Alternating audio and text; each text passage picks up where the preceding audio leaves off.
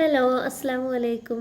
ഇന്നത്തെ വിശേഷങ്ങളൊക്കെ കണ്ടാലും നമുക്ക് ഇന്ന് നല്ലൊരു ബ്രേക്ക്ഫാസ്റ്റ് റെസിപ്പി ഉണ്ട് കേട്ടോ. അപ്പോൾ ഇന്ന് നല്ല പൂ പോലുള്ള ഇഡ്ഡലി, നല്ല ക്രിസ്പി ആയിട്ടുള്ള ദോശയൊക്കെയാണ് കേട്ടോ നമ്മൾ റെസിപ്പി. അത് മാത്രമല്ല, നമ്മൾ പിന്നെ ഇഡ്ഡലിക്കും ദോശയ്ക്കൊക്കെ പറ്റിയിട്ടുള്ള നമ്മൾ ഉള്ളി സാമ്പാറിൻ്റെ റെസിപ്പിയും കാണിക്കുന്നുണ്ട് കേട്ടോ. നാളെ ഞാൻ വീഡിയോ ഇട്ടന്ന് ഞാൻ ചെറുതായിട്ടൊന്ന് കാണിച്ചിരുന്നു ഈ ഉള്ളി സാമ്പാറിൻ്റെ റെസിപ്പി. അപ്പോൾ അതിലേക്ക് പരിപ്പ് ഒന്നും വേണ്ട, എന്നാലും നല്ല കുറുകിയ ചാറോട് കൂടിയിട്ടുള്ള നല്ല ടേസ്റ്റി ആയിട്ടുള്ള ഉള്ളി സാമ്പാർ നമുക്ക് റെഡിയാക്കി എടുക്കാൻ കഴിയും കേട്ടോ.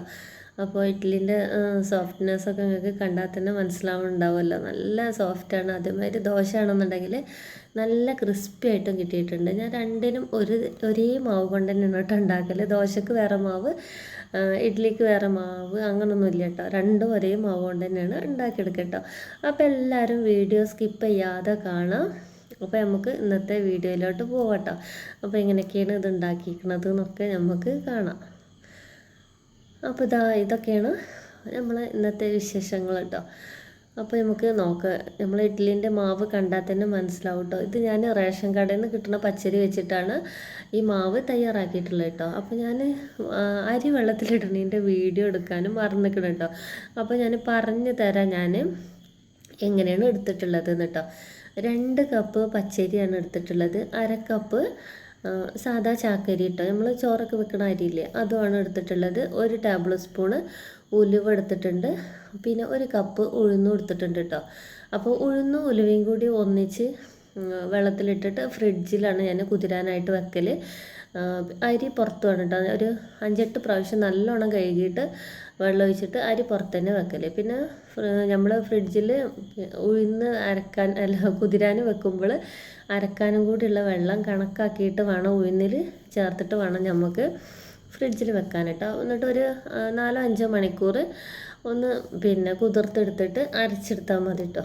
ആദ്യം ഉഴുന്ന് അരക്കുക, അത് കഴിഞ്ഞതിന് ശേഷം അരി അരക്കട്ടെ. ഞാൻ അതിൻ്റെ വിശദമായിട്ടുള്ള വീഡിയോ വേണമെന്നുണ്ടെങ്കിൽ പറഞ്ഞാൽ മതി. അപ്പോൾ ഞാൻ ഇടണ്ട കേട്ടോ.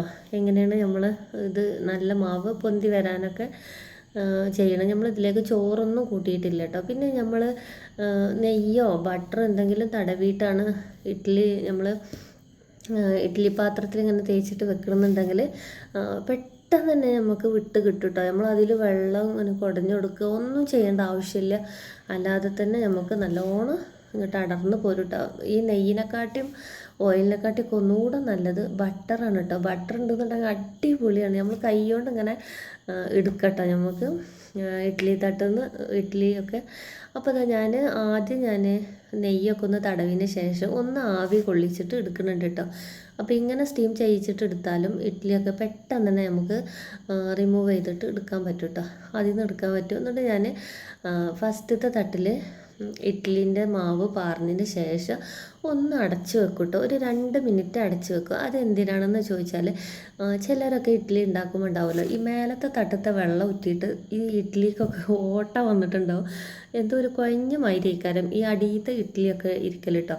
അപ്പോൾ എനിക്കത് തീരെ ഇഷ്ടമല്ല. ഇഡ്ഡലി കാണുമ്പോൾ നല്ലൊരു ഭംഗി വേണ്ട. അപ്പോൾ അതാ കണ്ട ഇതേമാതിരി ചെയ്തെടുത്തിട്ടുണ്ടെന്നുണ്ടെങ്കിൽ ഒരു 2 മിനിറ്റ് മതി.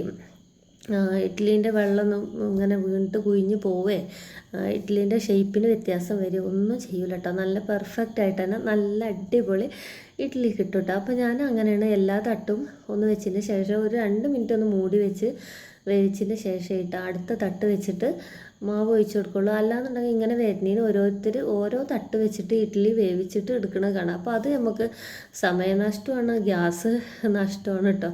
അപ്പോൾ അങ്ങനെ ചെയ്യുന്നതിനെക്കാട്ടി നല്ലത് ഇതേപോലെ ചെയ്തെടുത്തിട്ടുണ്ടെന്നുണ്ടെങ്കിൽ ഒരു പ്രാവശ്യമെങ്കിലും ഇങ്ങനെ ചെയ്ത് നോക്കുകൊണ്ടേ ഒരു 2-3 മിനിറ്റ് അടച്ച് വെച്ചിട്ട് അടുത്ത തട്ട് വെച്ചിട്ട് പാർന്നിട്ട് ഇതാക്കട്ടെ. അപ്പോൾ നമ്മൾ ഇനി പിന്നെ ഇഡ്ഡലി ഉണ്ടാക്കുമ്പോൾ ചിലരൊക്കെ വിചാരിക്കും സാമ്പാർ ഉണ്ടാക്കാൻ ഒരുപാട് കഷ്ണങ്ങളൊന്നും ഇല്ല, ഇനി എന്താണ് ഒരു ചട്നി മാത്രം അരച്ചാൽ മതി, വെറും നമുക്ക് ഉള്ളിയും തക്കാളിയും പച്ചമുളകും ഉണ്ടെന്നുണ്ടെങ്കിൽ നമുക്ക് ഇഡ്ഡലിക്കും ദോശയ്ക്കുള്ള സാമ്പാർ അടിപൊളിയായിട്ട് തന്നെ ഉണ്ടാക്കിയെടുക്കാം കേട്ടോ. നമുക്ക് ബ്രേക്ക്ഫാസ്റ്റിന് ഒരുപാട് കഷ്ണങ്ങളൊന്നും ആവശ്യമുണ്ടാവില്ല. നമ്മൾ ചോറൊക്കെ തിന്നണ മാതിരി ഒരുപാട് സാമ്പാർ കഷ്ണങ്ങളൊന്നും കുഴച്ച് ഉരുട്ടിയിട്ടൊന്നും നമ്മൾ ബ്രേക്ക്ഫാസ്റ്റിന് ആരും കഴിക്കൂലല്ലോ. അപ്പോൾ ബ്രേക്ക്ഫാസ്റ്റിനൊക്കെ നമുക്ക് സാമ്പാർ ഉണ്ടാക്കുകയാണെങ്കിൽ ഇതേമാതിരി ഉണ്ടാക്കിയാൽ മതി കേട്ടോ. അപ്പോൾ ഒരു ഭാഗത്ത് ചട്നിക്കുള്ള തേങ്ങ അരച്ചെടുക്കുന്നുണ്ട് കേട്ടോ. അപ്പോൾ ഞാൻ ഉള്ളിയും തക്കാളിയും പച്ചമുളകും ഒക്കെ ഒന്ന് അരിഞ്ഞെടുക്കുന്നുണ്ട്. ഒരു 2 ഉള്ളി എടുത്തിട്ടുള്ളൂ, അതേമാതിരി 2 തക്കാളി, ഒരു 3 4 പച്ചമുളക് നമ്മൾ എരിവിനനുസരിച്ചിട്ടൊക്കെ എടുക്കാം കേട്ടോ. കരിവേപ്പിൻ്റെ എല്ലാം ഉണ്ടെന്നുണ്ടെങ്കിൽ അതും എടുക്കാം. പിന്നെ ഇത് കുറുന്നനെ കിട്ടാൻ വേണ്ടിയിട്ടുള്ളൊരു സീക്രട്ട് ഞാൻ അതിൽ ഒഴിച്ചെടുക്കുന്നുണ്ട് കേട്ടോ. പരിപ്പ് നമ്മൾ ഇടണില്ല, പരിപ്പില്ലാതെ തന്നെയാണ് കുറുന്നനുള്ള സാമ്പാർ നമ്മൾ റെഡിയാക്കി എടുക്കുന്നത് കേട്ടോ. അപ്പോൾ ഇതാ നമ്മൾ ഇഡ്ഡലിയൊക്കെ ഒരു 10 മിനിറ്റ് വേവിച്ചപ്പോഴത്തേന് എല്ലാ ഇഡ്ഡലിയും ഒരേ ഷേപ്പിൽ കിട്ടിയിട്ടുണ്ട് കേട്ടോ. അല്ലാന്നുണ്ടെങ്കിൽ നമ്മൾ ചിലപ്പോൾ കാണാമല്ലോ ഈ താഴത്തെ തട്ടത്തെ ഇഡ്ഡലി വേറെ ഷേപ്പ്, ഇത് പിന്നെ ഓട്ട കാണുന്നത് ഞാൻ ഇഡ്ഡലി വെന്തിക്കണമെന്നൊന്ന് കുത്തി നോക്കിയതിൻ്റെ ഓട്ടയാണ് കേട്ടോ അതിമ കാണുന്നത്, അല്ലാതെ വെള്ളം ഉറ്റിയിട്ടുള്ള ഓട്ടമൊന്നുമല്ല. അപ്പോൾ നല്ല സോഫ്റ്റ് ആയിട്ടുള്ള ഇഡ്ഡലി തന്നെയാണ് കേട്ടോ കിട്ടിയിട്ടുള്ളത്. പിന്നെ എൻ്റെ ഇഡ്ഡലി തട്ടിന് അധികം കുഴിവില്ലാത്തതുകൊണ്ട് നല്ലോണം ഇങ്ങോട്ട് ഉണ്ട ഇഡ്ഡലി ആയിട്ട് കിട്ടൂല കേട്ടോ. ഒരു പരന്ന സൈസ് ഇഡ്ഡലി ആയിട്ടാണ് ഇന്ത്യയിൽ കിട്ടൽ. എനിക്ക് ഇഡ്ഡലി തട്ട് തീരെ ഇഷ്ടമല്ല. ഇൻഷാ അല്ലാഹ് നമുക്ക് പറ്റുമ്പോൾ ഇഡ്ഡലി തട്ടൊക്കെ നല്ല കുഴിവുള്ള ഇഡ്ഡലി തട്ട് വാങ്ങണം കേട്ടോ. അപ്പോൾ നമ്മൾക്ക് ആദ്യമൊക്കെ നമുക്ക് അറിയില്ലല്ലോ, അപ്പോൾ പറ്റണ അബദ്ധമാണ് ഇതുപോലത്തെ ഇഡ്ഡലി തട്ടൊക്കെ വാങ്ങണത് കേട്ടോ. അപ്പോൾ ഇനി ഇഡ്ഡലി തട്ടൊക്കെ വാങ്ങണവരുണ്ടെന്നുണ്ടെങ്കിൽ നല്ല കുഴിവുള്ള ഇഡ്ഡലി പാത്രം നോക്കിയിട്ട് തട്ട് നോക്കിയിട്ട് വാങ്ങാം കേട്ടോ. ഇനി പിന്നെ തട്ട് മാത്രം സെപ്പറേറ്റ് ആയിട്ട് നമുക്കിപ്പോൾ വാങ്ങാൻ കിട്ടുന്നുണ്ട് എന്നൊക്കെ പറയുന്നുണ്ട്. അങ്ങനെ കിട്ടുന്നുണ്ടെന്നുണ്ടെങ്കിൽ നല്ല കുഴിവുള്ള തട്ടൊക്കെ നോക്കിയിട്ട് വാങ്ങണം. എനിക്ക് പേഴ്സണലായിട്ട് എനിക്കിഷ്ടം പിന്നെ നമ്മളെ സാധാ അലൂമിനിയത്തിൻ്റെ ഇഡ്ഡലി തട്ടുണ്ടല്ലോ, അതാണ് നല്ലത് കേട്ടോ. നല്ല കുഴിവും ഉണ്ടാവും. പിന്നെ ഇതേപോലെ ഒരുപാട് ഓട്ടകൾ ഉണ്ടാവില്ല കേട്ടോ. ഇത് നമുക്ക് 2 പ്രാവശ്യം ചുട്ടെടുത്താൽ തന്നെ ഒരു വീട്ടിലുള്ള എല്ലാവർക്കും കഴിക്കാനുള്ള ഇഡ്ഡലി നമുക്ക് ഉണ്ടാക്കിയെടുക്കട്ടോ. ഒരുപാട് പ്രാവശ്യം ഉണ്ടാക്കി എടുക്കേണ്ട കാര്യമില്ല. അങ്ങനെ ഒരു ഗുണമുണ്ട് കേട്ടോ ഈ ഇഡ്ഡലി തട്ടുകൊണ്ട്. ഓരോന്നിൽ തന്നെ 7 വീതമായിട്ട് കുഴിവുണ്ട്. അപ്പോൾ നമുക്ക് ഒറ്റ പ്രാവശ്യമൊക്കെ ഉണ്ടാക്കിയെടുത്താൽ തന്നെ നമുക്ക് മതിയാവും കേട്ടോ. വീട്ടിലുള്ള എല്ലാവർക്കുള്ള ഇഡ്ഡലി ഉണ്ടാക്കിയെടുക്കാൻ പറ്റും. പിന്നെ ചിലവരുണ്ട് കേട്ടോ ഈ ഇഡ്ഡലിയൊക്കെ ആക്കി വരുന്നത് വരെ നമ്മൾ ഗ്യാസിൻ്റെ വെള്ളം ഇങ്ങനെ തിളച്ചുകൊണ്ടിരിക്കുന്നുണ്ടാവും. അതിൻ്റെ ആവശ്യമില്ല, നമുക്ക് ഗ്യാസ് ഓഫാക്കിയിടാം. പിന്നെ അടുത്ത തട്ട് വെച്ച് കൊടുക്കുമ്പോൾ എങ്ങനെയായാലും അതിൽ ചൂടുണ്ടാവും. പിന്നെ അടുത്ത തട്ട് വെച്ച് കൊടുക്കുമ്പോൾ ഓണാക്കി എടുത്താൽ മതി കേട്ടോ. അപ്പോൾ ഇനി ഞാൻ അടുത്ത ട്രിപ്പ് ഞാൻ അപ്പുറത്തെ അടുപ്പത്തേക്ക് മാറ്റി വെച്ചിട്ട് ഞാൻ നമ്മളെ ഉള്ളി സാമ്പാർ ഉണ്ടാക്കിയെടുക്കുന്നുണ്ട് കേട്ടോ. അപ്പോൾ ഒരു പിന്നെ കുക്കർ വെച്ചെടുത്തതിന് ശേഷം വെളിച്ചെണ്ണ ഒഴിച്ചിട്ട് വെളിച്ചെണ്ണ തന്നെ ഒഴിച്ച് കൊടുക്കണം കേട്ടോ. വെളിച്ചെണ്ണ ഒഴിച്ച് കൊടുത്തിട്ട് കടുക് പൊട്ടിച്ചെടുക്കുന്നുണ്ട്. 2-3 ചുവന്ന മുളക് ഇട്ട് കൊടുത്തിട്ടുണ്ട്. പിന്നെ കരിവേപ്പിൻ്റെ എല്ലാം എൻ്റെ കയ്യിലില്ല, അതുകൊണ്ട് ഇട്ട് കൊടുത്തിട്ടില്ല. ഉള്ളവരൊക്കെ നല്ലോണം വാരി വിതറിക്കോളി. പിന്നെ കുറച്ച് ഇഞ്ചി വെളുത്തുള്ളി ഇട്ട് കൊടുത്തിട്ടുണ്ട് കേട്ടോ. വെളുത്തുള്ളി തോന, ഇഞ്ചി കുറവ്. പിന്നെ അതാ ഉള്ളിയും പച്ചമുളകും ഒരുപാട് വഴറ്റിയെടുക്കേണ്ട ആവശ്യമൊന്നുമില്ല. ഒന്നാകട്ട് വഴറ്റിയാലും കുഴപ്പമൊന്നുമില്ല കേട്ടോ. ഈ ഉള്ളിയും തക്കാളിയും പച്ചമുളകും എല്ലാം കൂടി ഇട്ട് വഴറ്റിയാലും കുഴപ്പമൊന്നുമില്ല. അപ്പോൾ ഞാനിപ്പോൾ എനിക്കിങ്ങനെ തോന്നിയ മാതിരി ഒന്ന് വഴറ്റിയെടുത്തതാണെന്നേ ഉള്ളൂ. അതിൻ്റെ കൂടെ അതാ ഉള്ളി നിറം മാറിയിട്ടൊന്നുമില്ല, തക്കാളിയും കൂടി ഇട്ട് കൊടുക്കണം കേട്ടോ. പിന്നെ നമ്മളിങ്ങനെ ഉണ്ടാക്കുമ്പോൾ നല്ല പഴുത്ത തക്കാളി തന്നെ, നല്ല കളറുള്ള നല്ല പഴുത്ത തക്കാളി ഉണ്ടാവുമല്ലോ, അതന്നെ ഇട്ട് കൊടുക്കാനും ഒന്ന് ശ്രദ്ധിക്കട്ടോ. അങ്ങനെ ഇട്ട് കൊടുക്കുമ്പോഴാണ് നല്ല ടേസ്റ്റ് ഉണ്ടാവൽ. നമുക്ക് 2-3 വിസിൽ വരുമ്പോഴത്തേന് ഇതൊക്കെ നല്ല കുഴഞ്ഞ് പാകമായി കിട്ടും ചെയ്യും കേട്ടോ. പിന്നെ ഞാൻ ഇതിലേക്ക് ഇട്ട് കൊടുക്കുന്നത് സാമ്പാർ പൊടിയാണ് കേട്ടോ. ഒരു 3 ടേബിൾ സ്പൂണോളം സാമ്പാർ പൊടി ഇട്ട് കൊടുത്തിട്ടുണ്ട്. കുറച്ച് കാശ്മീരി ചില്ലി പൗഡറും കൂടി ഇട്ട് കൊടുത്തിട്ടുണ്ട്. അത് വെറും ഓപ്ഷണൽ മാത്രമാണ്. ഞാൻ കറിക്ക് നല്ലൊരു കളറ് കിട്ടിക്കോട്ടെ എന്ന് വെച്ചിട്ട് 1 ടീസ്പൂണ് കാശ്മീരി ചില്ലിയും കൂടി ഇട്ട് കൊടുത്താണ് കേട്ടോ. അല്ലാതെ വേറെ മഞ്ഞൾപ്പൊടിയോ മല്ലിപ്പൊടിയോ മുളകും പൊടിയോ അങ്ങനത്തെ സാധനങ്ങളൊന്നും ഇട്ട് കൊടുത്തിട്ടില്ല. ഇത് തികച്ചും വേണമെന്നുണ്ടെങ്കിൽ മാത്രം ഇട്ട് കൊടുത്താൽ മതി. ഇനി കാശ്മീരി ചില്ലി പൗഡർ ഇല്ലാച്ചിട്ട് ആരും ഉള്ളി സാമ്പാർ ഉണ്ടാക്കാതിരിക്കേണ്ട ആവശ്യമില്ല കേട്ടോ. അപ്പോൾ അതാ ഇതൊക്കെ ഒന്ന് ആ പൊടിൻ്റെ ചെറിയൊരു പച്ചമണം ഉണ്ടാവുമല്ലോ, അതൊക്കെ ഒന്ന് മാറണ വരെ ഒന്ന് വഴറ്റി കൊടുക്കുക. എന്നിട്ട് കുറച്ച് പുളി എടുത്തുക്കാണ്ട് ഒരു ഇത്തിരി വെള്ളത്തിൽ കലക്കിയിട്ട് ഒരു 1/2 ഗ്ലാസ് കേട്ടോ. ആ പുളിൻ്റെ കളർ കണ്ടാൽ തന്നെ മനസ്സിലാവില്ലേ, ഒന്ന് ഒഴിച്ച് കൊടുക്കുക. എന്നിട്ട് നമുക്ക് ആവശ്യത്തിനുള്ള വെള്ളം ഒഴിച്ച് കൊടുക്കുക കേട്ടോ. നമുക്ക് എത്ര സാമ്പാർ വേണോ അതിനനുസരിച്ചിട്ട് വെള്ളം ഒഴിച്ച് കൊടുക്കുക. ആവശ്യത്തിനുള്ള ഉപ്പിട്ട് കൊടുക്കുക. ഞാൻ ഇതുവരെ ഉപ്പിട്ട് കൊടുത്തിട്ടില്ല, അപ്പോൾ ആരും ഉപ്പിടാനും മറക്കണ്ട കേട്ടോ. അപ്പോൾ ഉപ്പും കൂടി ഇട്ട് കൊടുത്തിട്ട് നല്ലോണം 3-4 വിസിൽ അങ്ങോട്ട് വന്നോട്ടെ കേട്ടോ. വിസിലടിക്കണേൽ നമ്മൾ കുറവൊന്നും വരുത്തണ്ട. ഉള്ളിയും തക്കാളിയൊക്കെ നല്ലോണം കുഴഞ്ഞ പരുവായിട്ട് നമുക്ക് കിട്ടിയിട്ടുണ്ടാവും കേട്ടോ. അപ്പോൾ അതാ ഞാനിതൊന്ന് മൂടി വെച്ച് കൊടുക്കുകയാണ്. ഇനി 3-4 വിസിലൊക്കെ വരട്ടെ കേട്ടോ. അപ്പോൾ തന്നെ നമുക്ക് നമ്മളെ ഇഡ്ഡലിയൊക്കെ എന്തായിക്കണം നോക്കാം. നമുക്ക് 2 ദോശയും കൂടി ഞാൻ ആ ഇഡ്ഡലീൻ്റെ ബാറ്റർ ആയിട്ട് തന്നെ പറഞ്ഞില്ലേ, ഞാൻ വേറെ ബാറ്റർ ഉണ്ടാക്കാറില്ല. ഒറ്റ പിന്നെ ബാറ്ററായിട്ട് തന്നെയാണ് ഇഡ്ഡലി ഉണ്ടാക്കൽ, ദോശ ഉണ്ടാക്കൽ കേട്ടോ. അപ്പോൾ ദോശ ഉണ്ടാക്കുമ്പോൾ കുറച്ചൊന്ന് വെള്ളം ചേർത്ത് കൊടുത്തിട്ട് ഇതേപോലെ ഒന്ന് ലൂസാക്കിയിട്ട് എടുക്കും കേട്ടോ. പിന്നെ നമ്മൾ ദോശ ഉണ്ടാക്കുമ്പോൾ ശ്രദ്ധിക്കേണ്ടത് ഒരുപാട് തീ അങ്ങോട്ട് ഫസ്റ്റ് തന്നെ കൂട്ടി വെച്ച് കൊടുക്കരുത്. നേരെ ഒരു നമുക്ക് തൊടാൻ പറ്റിയിട്ടുള്ള ചൂടൊക്കെ മതിയിട്ട് ആ ചൂടിൽ നമ്മൾ ദോശമാവ് പരത്തി കൊടുക്കുക. അപ്പോൾ നല്ല ഷേപ്പിൽ നമുക്ക് പരത്തിയെടുക്കാൻ കഴിയും കേട്ടോ. നല്ല ചൂടിൽ നമുക്ക് ഒരിക്കലും ഈ ദോശ പരത്തിയെടുക്കാൻ കഴിയില്ല. നമ്മളെ കയ്യിലിൻ്റെ ഒപ്പം തന്നെ മാവും പോകുന്നുള്ളൂ, തീ കൂടി പോയാൽ കേട്ടോ. അപ്പോൾ അതാ ഞാൻ ദോശ ഒക്കെ നല്ലോണം പരത്തി കൊടുത്തിക്കണേ. ഇനി ഇതിലേക്ക് നമ്മൾ ബട്ടറോ നെയ്യോ എന്തെങ്കിലുമൊക്കെ ഒഴിച്ച് കൊടുക്കാം കേട്ടോ. എനിക്ക് പിന്നെ ബട്ടറായാലും നെയ്യും ഒരുപോലെ ഇഷ്ടമാണ്. ഞാൻ നല്ലോണം ദോശയിലൊക്കെ വാരി വിതറുന്ന ആളാണ് കേട്ടോ. നെയ്യ് എത്ര മക്കൾക്കും ഇഷ്ടമാണ് കേട്ടോ. ഒരുപാട് നെയ്യുള്ള ദോശ കഴിക്കാൻ, നല്ല മൊരിഞ്ഞ ദോശ സാമ്പാറിനോടൊക്കെ കൂട്ടി കഴിക്കാൻ നല്ല അടിപൊളി ടേസ്റ്റാണ് കേട്ടോ. നമുക്കത് പറയുമ്പോൾ തന്നെ വായിൽ വെള്ളം വരും. നല്ല ക്രിസ്പി ആയിട്ടുള്ള ദോശയാണ് ഉണ്ടാക്കണമെന്നുണ്ടെങ്കിൽ അടിപൊളിയാക്കാറ്. അപ്പോൾ ഞാൻ ആ നെയ്യൊക്കെ ഒന്ന് ചട്ടിൻ്റെ എല്ലാ ഭാഗത്തേക്കും ആക്കി കൊടുക്കുന്നുണ്ട് കേട്ടോ. താഴെ നമ്മൾ പിന്നെ ഇത് മാവ് പരത്തി കൊടുക്കുമ്പോൾ നെയ്യൊന്നും ഒഴിച്ച് കൊടുക്കേണ്ട ആവശ്യമില്ല. നോൺ സ്റ്റിക്കിൻ്റെ പാനല്ലേ, കല്ലിൻ്റെതാണെന്നുണ്ടെങ്കിൽ ഇത്തിരി ഒന്ന് തൂവി കൊടുത്താൽ മതി കേട്ടോ. അപ്പോൾ അത് നല്ല മൊരിഞ്ഞ കളറൊക്കെ ആയി വന്നപ്പോൾ ഞാനിതുപോലെ മടക്കിയെടുക്കുന്നുണ്ട്. നമുക്ക് ഇതേ ദോശ ചുട്ടിട്ട് തന്നെ നമുക്ക് എന്താ പറയുക, മസാല ദോശ ഉണ്ടാക്കിയെടുക്കട്ടോ. മസാല ദോശ ഉണ്ടാക്കിയെടുക്കുക. ഇതേമാതിരി തന്നെ ദോശ ചുട്ടാൽ മതി കേട്ടോ. അപ്പോൾ ഞാനിത് ഒരു ദോശയും കൂടി ഉണ്ടാക്കിയെടുക്കുന്നുണ്ട് കേട്ടോ. ഇതെനിക്ക് മാത്രമാണ് ഞാൻ ഉണ്ടാക്കിയെടുക്കുന്നത്. മക്കളൊക്കെ ബ്രേക്ക്ഫാസ്റ്റ് കഴിഞ്ഞിട്ടോ. അപ്പോൾ അതിന് ശേഷമാണ് ഞാൻ ദോശയും കൂടി ആ ബാറ്ററിൽ ഉണ്ടാക്കുന്നത് കാണിക്കല്ലോ എന്ന് വെച്ചിട്ട് വന്നിട്ട് ഉണ്ടാക്കിയെടുക്കണത് കേട്ടോ. പിന്നെ നമുക്ക് ബാക്കി മാവ് ഫ്രിഡ്ജിലൊക്കെ വെച്ചിട്ടുണ്ടെങ്കിൽ നമുക്ക് ഏത് നേരമാണോ വേണ്ടത് അതിനനുസരിച്ച് നമുക്ക് ഉണ്ടാക്കിയെടുക്കാം. പിന്നെ ഫ്രിഡ്ജിൽ നിന്ന് എടുത്ത് കുറേ നേരം പുറത്ത് വെക്കേണ്ട ആവശ്യമൊന്നുമില്ല. എടുത്ത് അപ്പം തന്നെ നമുക്ക് ചുട്ടെടുക്കാനും കഴിയും കേട്ടോ. അപ്പോൾ അതേമാതിരി നമ്മൾ തീ കുറച്ച് പരത്തി കൊടുത്തതിന് ശേഷം ഫ്ലെയിം കൊണ്ട് കൂട്ടി കൊടുത്താൽ മതി കേട്ടോ. അപ്പോൾ നമുക്ക് പെട്ടെന്ന് തന്നെ എല്ലാ ഭാഗവും മൊരിഞ്ഞ് കിട്ടും. പിന്നെ അതിന് നമുക്ക് എന്നിട്ട് പുറത്തെടുക്കാനാവുമ്പോൾ ആ തീ ഒന്നുകൊണ്ട് കുറച്ച് കൊടുത്താൽ മതി. അടുത്തത് എന്നിട്ട് പരത്തി കൊടുക്കുക. അപ്പോൾ പെട്ടെന്ന് തന്നെ നമുക്ക് ആയി കിട്ടിക്കോളൂ കേട്ടോ. അപ്പോൾ അതിലും ഞാൻ നല്ലോണം നെയ്യൊക്കെ ഒഴിച്ച് കൊടുത്തിട്ടുണ്ട് കേട്ടോ.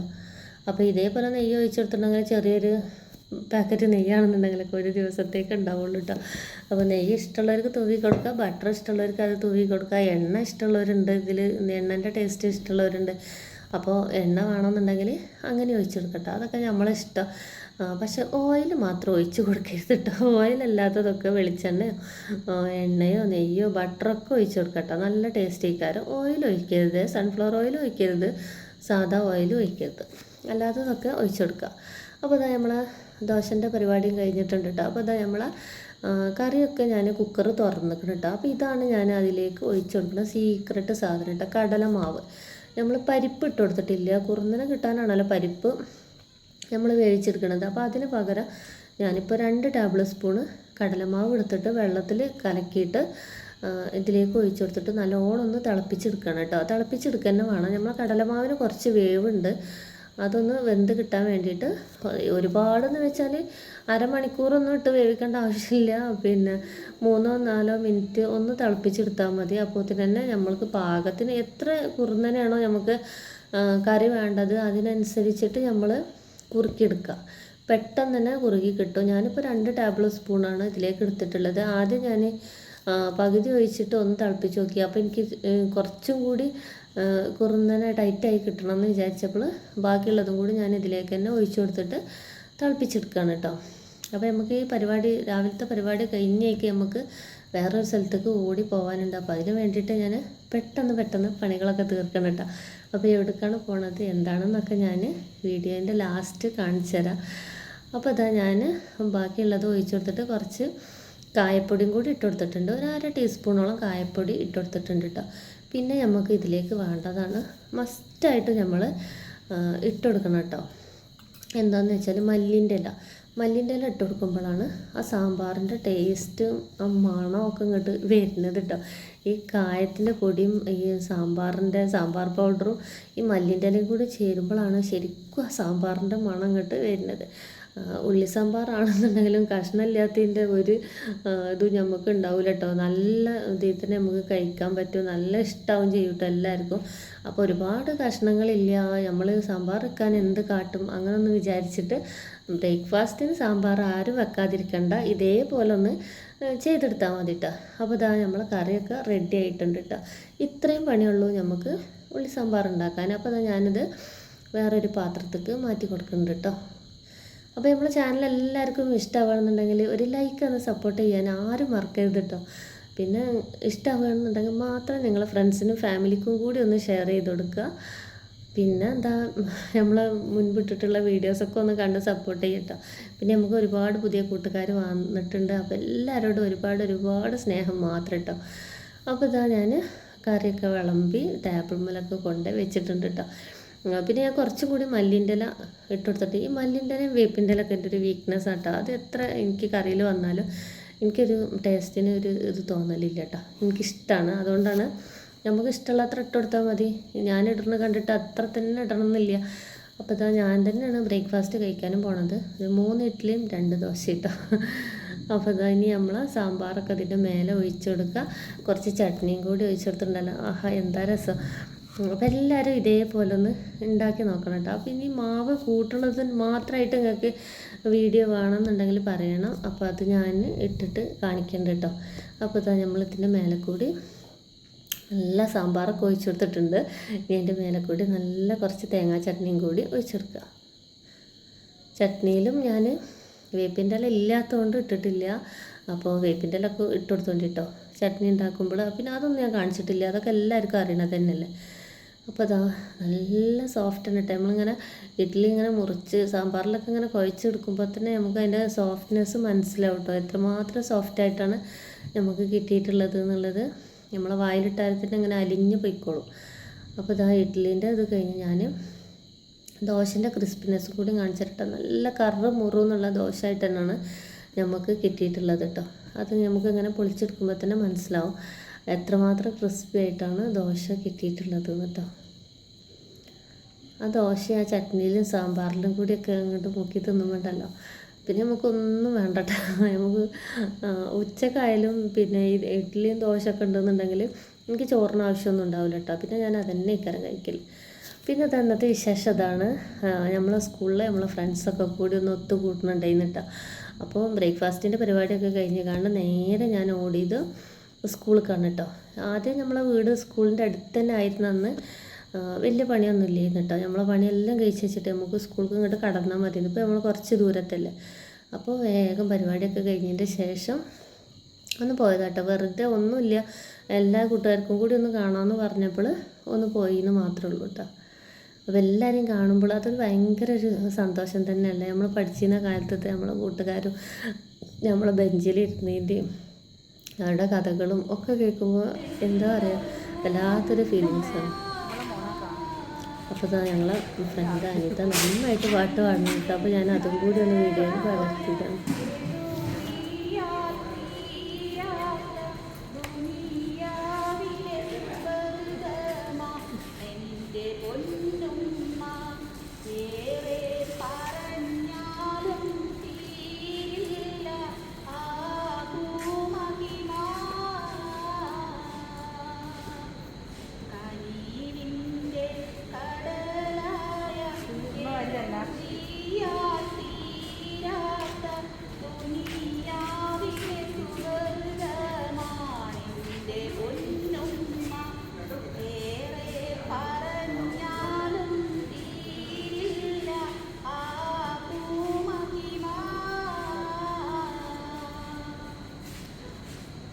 അപ്പോൾ ഇതാ നമ്മൾ ഇന്നത്തെ വീഡിയോസ് ഇത്രയൊക്കെ തന്നെ ഉള്ളൂ കേട്ടോ. അപ്പോൾ എല്ലാവർക്കും ഇഷ്ടമായാൽ ഷെയർ ചെയ്യുക, ലൈക്ക് ചെയ്യുക. സ്നേഹപൂർവ്വം നൂറാ തിരൂർ.